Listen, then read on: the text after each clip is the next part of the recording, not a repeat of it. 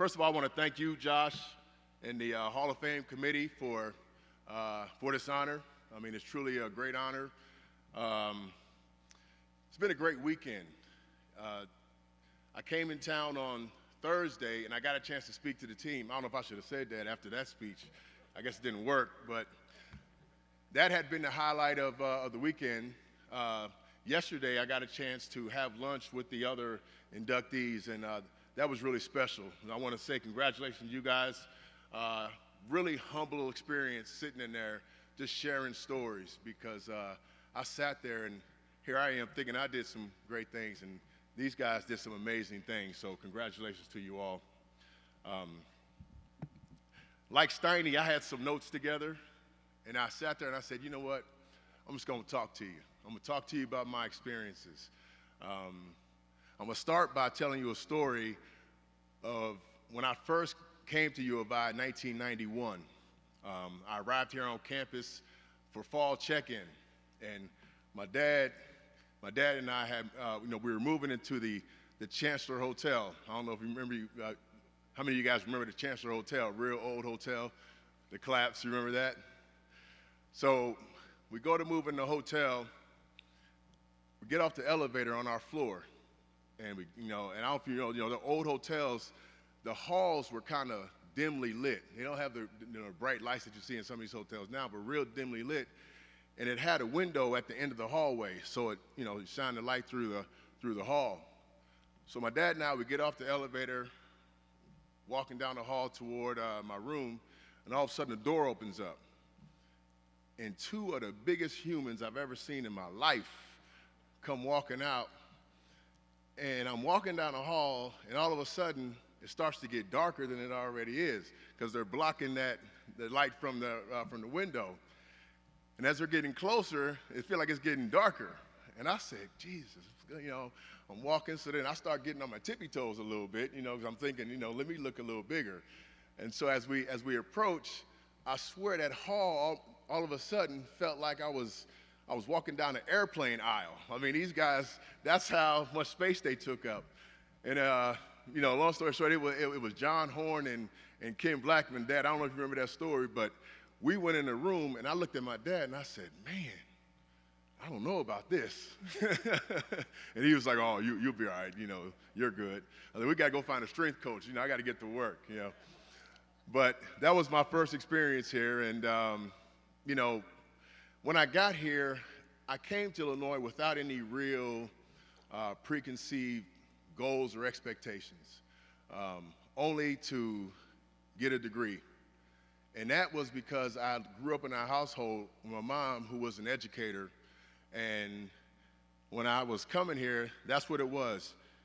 You get a degree, you play football, in that order, So I got up to a pretty good start. I was able to redshirt, and that year, I got up to a good start in the classroom, and on the football field, I was able to learn. I don't know if you saw in that video, the guy that was standing there first, he had on a number 60. That guy was Julian Brown, because that video was the year before I got here. But that guy, Julian Brown, he played drop linebacker, the position that I went on to play. But he took me under his wing when I first got here and taught me pretty much everything it was to be about drop linebacker.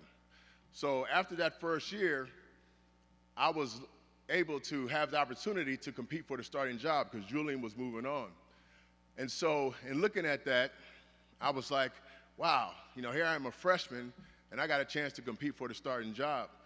So I took the bull by the horns, and I was able to get that starting position, and went on to have a pretty good freshman season. I was all Big Ten. I made the All Big Ten freshman team. Along with that was a kid named Simeon Rice. Now, Simeon was a phenomenal athlete. He too was all Big Ten freshman, but he was also the Big Ten freshman of the year. And at the same time, there was two guys that were a little older than us, John Hollisek and Dana Howard. And those guys had gotten some Big Ten, I don't know if they were first team, second team, but they had definitely gotten some recognition. And so it was at that moment that I said to myself, man, I really got lucky here, because I'm in some pretty good company. And so all of a sudden, the light went on, and the motivation for me was like I was more motivated by the success of those guys because I knew that they were some tremendous football players. And to be honest, I didn't really see myself in the same light. And so at that moment, I changed what my mom said. I went football education. Yeah. Sorry, Mom. It worked out. I got a degree in 4 years anyway. But that's when I went all in on the football aspect.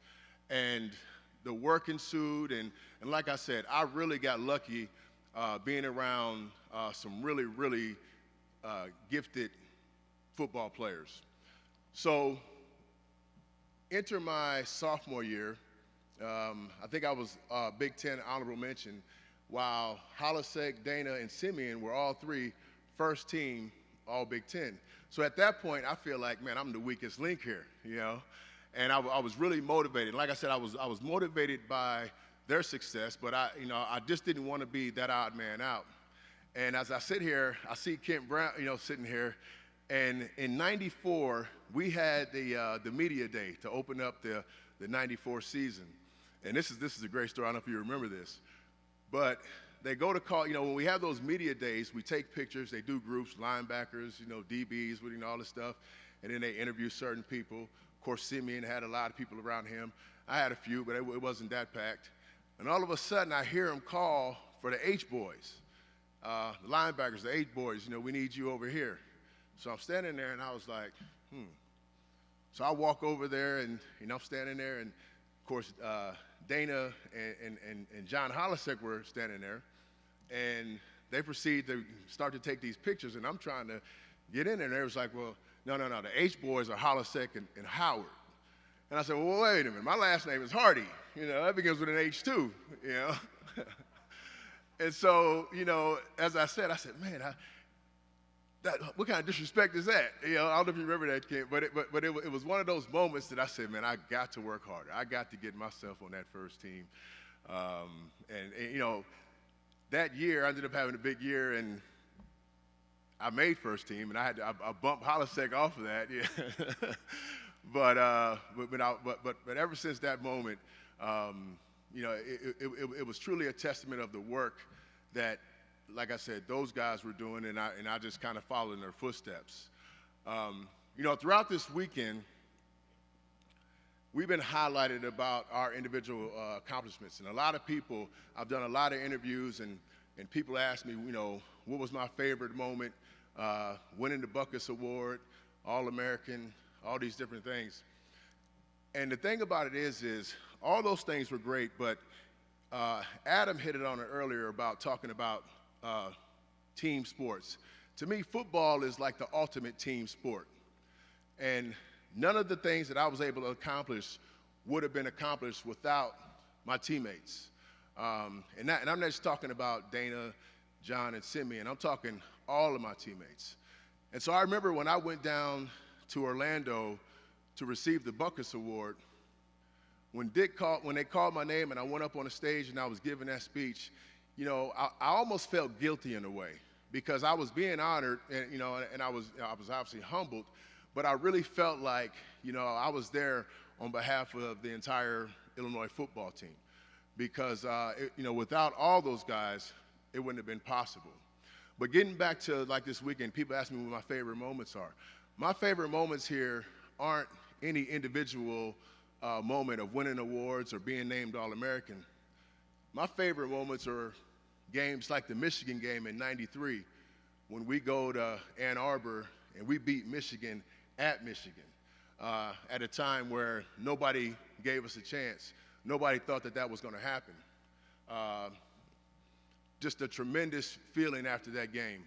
'94, some of you might remember, Dana goes out and guarantees a victory. We're going to go out to play Ohio State. That was one of the most intense practice weeks that I had ever experienced in my life because we were so focused and driven to back him up on that prediction.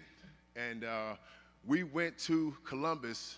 We went to Columbus that Saturday, and we beat, I think they were 12th or 13th in the nation, and we beat them on their field right there. And it was that locker room after that game still is my favorite moment in football. And I've, been fortunate enough to go on and play pro and played in some big games, never made it to the Super Bowl, but played in 2 AFC championship games. But that locker room after that game, nothing matches that euphoria. And that's something that I shared with the team the other night, because what I told them was, this moment, playing college football right here at the University of Illinois, playing with the guy next to you, you'll never be able to duplicate that ever in life. And fortunately, in today's times, with all this social media and Instagram and Twitter and stuff, you guys are able to experience. I saw the video of the locker room after the Nebraska game. I don't know how many of you guys saw that. But those guys, that energy level was insane. And that gives you a sneak peek of what it's like, because it's tough to win. It's tough to win at this level. It's tough to win at the professional level. So any game you win, that that euphoria is there. And I told those guys, you need to be excited. You got to work hard to get it done, but when you get it done, you need to be excited, and you need to understand that you'll never in life experience this type of euphoria outside of this locker room. So with that, again, I want to say, I'm very honored and humbled to be here. There's, people I want to thank that have helped me get to this point, starting with my high school football coach, Mitch Marsh, the late Bob Gamble. He was the outside linebacker coach that recruited me. He passed away some years ago, but he was the coach he was my first coach, when I got here. Randy Rogers was the recruiting coordinator. He was from Evansville. I came over from Evansville, Indiana. He actually gave me my first recruiting letter when I was a sophomore, and that was really special to me. Greg Colby, he took over as the outside linebacker coach after Coach Gamble left. John Makovic was actually the head coach when I got here. He was only here for 1 year before Lou Tepper took over. Obviously, Lou Tepper is a special coach for me, because he really helped put me in position to become the player that I became. And so Coach Tepp, I love him. The equipment staff, Andy Dixon and his whole staff. The training staff, Al Martindale and his entire staff. The academic staff, Lynn Cialone and all her assistants. The sports information people, Mike Pearson, who's no longer here with the university, and also Kent Brown. Those guys, man, I still say those guys won the Buckets Award for me. Because it was like, I remember that last year, I started doing these photo shoots, and I'm thinking, what in the hell? We're doing photo shoots, and it's all this press and media, to prepare to promote the Buckets and to promote the national awards. But I want to thank those guys for everything they did for me there. There's a ton of other people, you can't thank everybody, but I want to thank everybody, at the university that helped me get to the levels that I got to. To my family. Unfortunately, my 2 sons couldn't be here because they are writing their stories now. I got an older son who's he's a freshman at UConn. They got beat by Army today, but he's away doing that. I got a younger son who's played high school football down in Jacksonville at Atlantic Coast High School. Obviously, they both wanted to come. I wouldn't let them, because I know how important they are to their teams, and so they'll catch this on YouTube. But I wanted them, to be able to stay with their teams and to begin to write their stories. To my family that's here, my sister, that's my older sister, always looked up to her in everything that she did. She's a couple years older than me. She went to Indiana, scholar, goes on to Carnegie Mellon, just does tremendous things. She has a son that plays football at the University of Georgia, just a tremendous role model, and it's been a pleasure to follow in her footsteps. I got a younger brother who's sitting here. I just wanted to be what she is to me. I wanted to be to him. I wanted to be a role model to him, and just set a good example. And I believe I've done that. I look at him and I look at his life. I look at, he's got his family. They drove over from Evansville. I just, I'm thrilled to death of the man that he is. His daughter, Kinsley, Cambry, Dominic, his girlfriend, Kara. I appreciate you guys. I love you guys. I'm glad you were able to come. My girlfriend is here. She made the trip from Jacksonville. I appreciate you. And last but not least, my parents. I was born in Washington, D.C., the Maryland area. And my dad, he moved the family outside Chicago when I was in first grade. At the time, obviously I don't know, but for him, it was a better opportunity for our family, for, just for our growth. And when I look back at it, all of my extended family is on the East Coast. And for him to just pick up and move the family, it said a lot. But then in Illinois, he became my first coach in every sport. And I played football, basketball, baseball. Every sport, he was my first coach in everything. From Illinois, we were going to move to Indiana for some of the same reasons, Southern Indiana. And so I remember when I was in fifth grade, he began to make the trip. He was actually commuting from Sauk Village, Illinois to Evansville, Indiana every single weekend. And at the time, I really didn't understand, but as I look back on it, he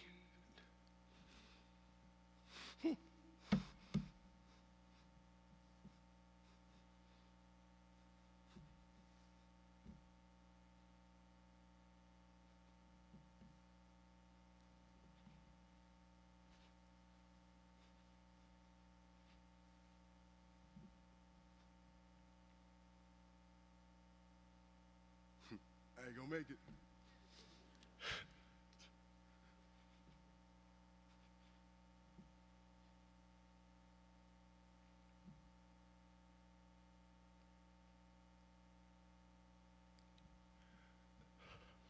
He never missed a game.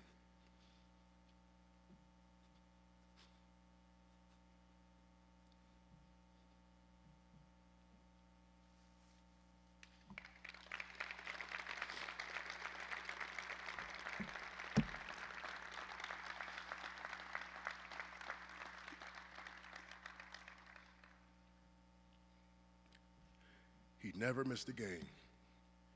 He made that trip every single weekend, every sport. We moved to Indiana. I came to Illinois. I was here 5 years, played 4 years. I can count on one hand how many games he missed, home and away. He traveled everywhere.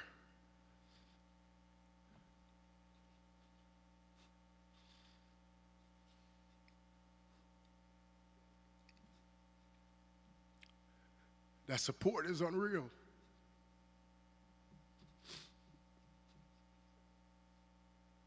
I love you, man.